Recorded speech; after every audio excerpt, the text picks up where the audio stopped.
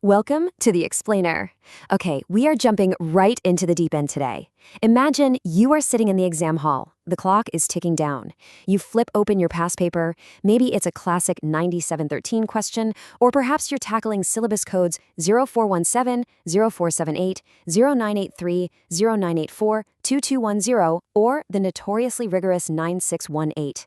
You look at the page, and the scenario they've given you just looks like a massive, impenetrable wall of rock.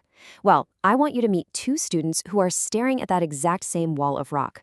First, we have Alex. Now, Alex is brilliant at memorization. When Alex sees a question, they just absolutely overload the page with raw computer science facts. They dump every single piece of knowledge they have onto the paper. But there is zero analysis. It's just a data dump. Then, on the other side, we have Sam. Sam knows the material too, but Sam panics when the timer starts. Sam rushes, completely misses the specific command word requirements, and writes an answer that doesn't actually address what the examiner is asking for. Both of these incredibly smart students are going to lose massive marks, and their papers are going to be covered in red ink. But what if we approach these exams a completely different way? Today, we are going to treat these exam questions exactly like a paleontologist treats a fossil bed. We aren't just going to hack away blindly at the dirt like Alex and Sam. We are going to systematically, carefully uncover top marks by looking at some very specific tools. And our core focus for this dig? We are deconstructing Integrated Development Environment, or IDE, presentation features. We are going to dig through the question parts, layer by layer, and reconstruct the full, perfect answer. Let's get into it. Here is our excavation map for today. First, we will look at the presentation challenge. Then, core IDE principles. Next is the technical methodology, followed by avoiding common traps, and we'll wrap it all up with evaluative thinking. Part 1. The presentation challenge, the surface layer. So, let's start at the surface. Why do students find applying concepts to unfamiliar contexts so incredibly hard? Seriously, this isn't just me making a guess. This is a direct, repeated observation from the Cambridge Principal Examiner reports. You spend months memorizing the definitions. You know exactly what an IDE is. But then the exam throws a bizarre, completely unfamiliar business scenario or a weird robotics context at you, and suddenly, you draw a total blank. This happens because of what we saw with Alex and Sam. The syllabus emphasizes over and over again that top-performing students don't just regurgitate facts. Cambridge wants to see a connected, conceptual understanding that transfers seamlessly into these new, weird contexts. If you just act like Alex and throw raw facts at an unfamiliar context, the examiner's going to give you a very low score, because you didn't prove you know how the concept actually works in the real world. And if you act like Sam and ignore the command word, like confusing describe with evaluate, you are completely missing the target. We need a strategy to break through this surface layer, and we'll need a framework to do it. Part 2. Core IDE principles, identifying the fossils. Before we continue, subscribe to our YouTube channel Ace the Exams at acetheexams_IGCSE to excel in your Cambridge examinations. Click that subscribe button and hit the bell icon right now. All right, let's identify our first major fossil, prettyprint. It sounds almost too simple, right? It's an IDE presentation feature that automatically formats your source code with consistent indentation and color coding. But do not underestimate it. Examiners are literally begging to see logical, structured reasoning. Prettyprint isn't just about making your Python or Java code look pretty. It is a fundamental functional tool. It enhances readability so developers can trace causal relationships and structure their logic without getting lost in a massive, terrifying wall of text. Think about how top students structure their computer science answers. They don't just write a definition, they use a specific framework to break down computer science-specific assessment objectives. Have you heard of the PEAL framework? It stands for Point, Evidence, Explanation, Link. When a top student talks about prettyprint, their point is what the feature is, their evidence is the color coding or indentation, their explanation is how it helps trace logic, and their link connects it right back to the specific, unfamiliar context in the question. That is how you turn a basic fact into an undeniable mark. Let's look at our second key feature, our second fossil in the dirt, expand and collapse code blocks. This is a function that allows developers to hide or reveal entire sections of code. Why is this so critical for your exams? Because it literally allows you to tune out the noise. Imagine you are dealing with a massive sorting algorithm in your project. It's hundreds of lines long. Collapsing irrelevant subroutines lets you focus strictly on the specific logic you are trying to debug. And this brilliantly illustrates how top students make those cross-topic connections that Cambridge loves. They don't just say, you can hide code. They explain that expanding and collapsing code blocks is an essential part of the debugging process because it allows a programmer to isolate logic errors within nested iteration or selection statements. You're proving to the examiner that you understand how these presentation features actually impact the software development lifecycle. This brings us to a massively important rule. Analytical depth is infinitely greater than superficial breadth. Cambridge's academic benchmarks require deep, considered reasoning. If a 6-mark question asks about IDE presentation features, a superficial answer, like our friend Alex might write, just lists pretty print colors, code, and you can collapse blocks. That is superficial breadth. A deep, analytical answer, structured with that Peel framework we talked about, explains exactly how these features integrate with other syllabus areas. It explains how using pretty print helps visually identify an unclosed string literal, or how collapsing a block helps isolate an infinite loop.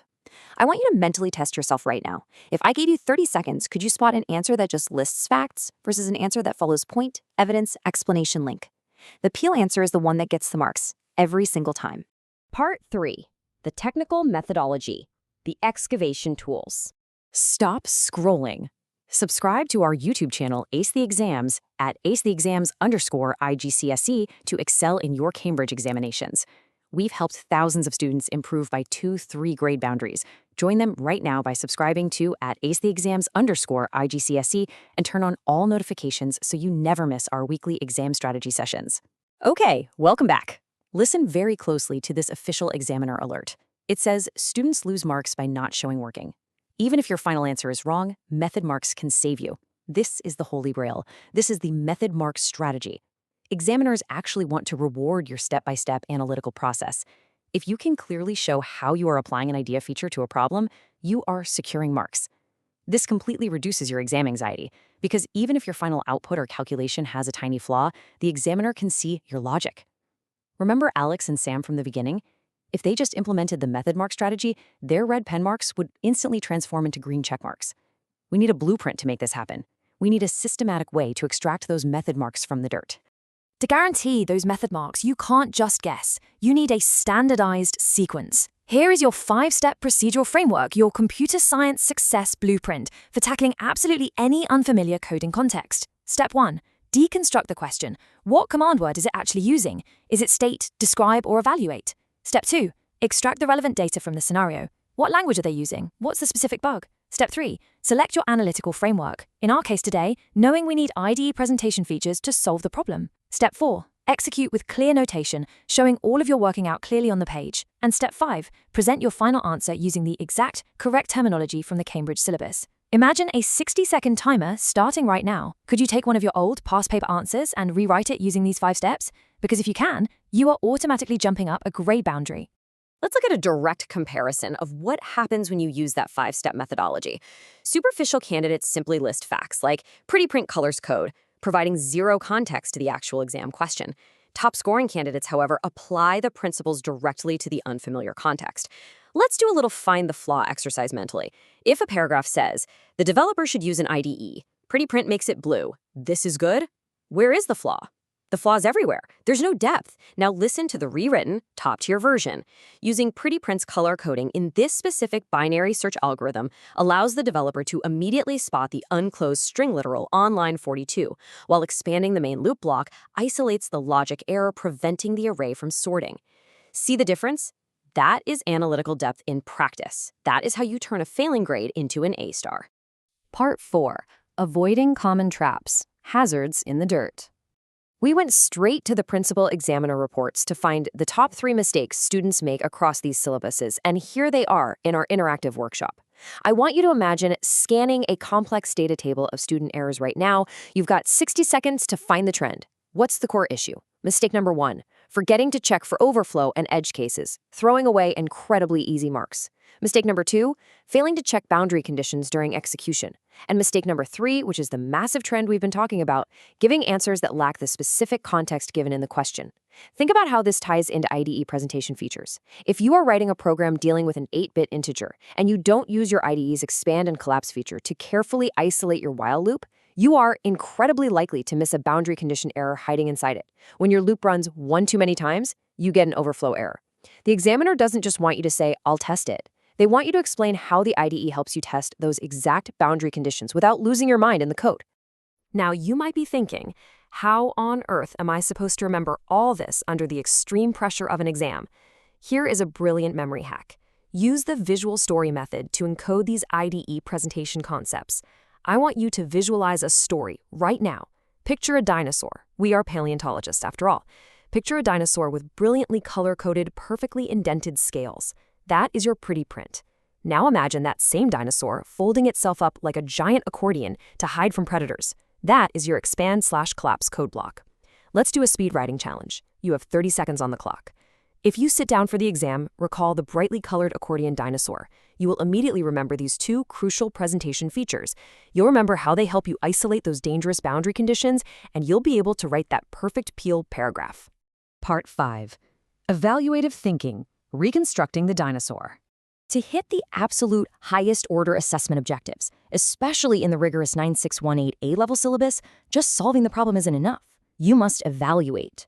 Reconstructing the dinosaur means looking at the whole picture. Top-scoring candidates demonstrate very specific traits. First, they consider multiple solutions, maybe comparing different IDE debugging features alongside presentation features. Second, they analyze trade-offs. Third, they acknowledge limitations. What can't prettyprint do? It can't fix your bad logic. It can only highlight it. And finally, they justify their decisions with solid evidence. This is the complete computer science answering system. If you want to guarantee top marks, you need these 3 rules. Number 1, command word decoding.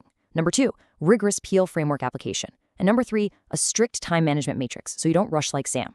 Students who implement these computer science strategies see an average improvement of 2 grade boundaries, but only if they practice consistently with our weekly videos. Here's your final reminder. Subscribe to our YouTube channel, Ace the Exams, @acetheexams_IGCSE to excel in your Cambridge examinations. Subscribe right now to @acetheexams_IGCSE and click that bell. Don't let another exam pass you by. Which brings us to our final, ultimate question for you to ponder today. Will you leave your method marks buried in the dirt, panicking like Sam, or info dumping like Alex, giving superficial memorized answers? Or will you use these exact tools, prettyprint, expand/collapse blocks, the 5-step methodology, and the POEL framework to reconstruct the full picture and show your true analytical depth in your next exam? The tools are right there in your IDE, and now they are perfectly organized in your mind. Drop a comment below with your target grade for computer science and the biggest challenge you're facing right now. Our team actually responds to every single comment. Like and share this video with a study partner. AC Exams, your Cambridge success starts here. Happy excavating and keep learning.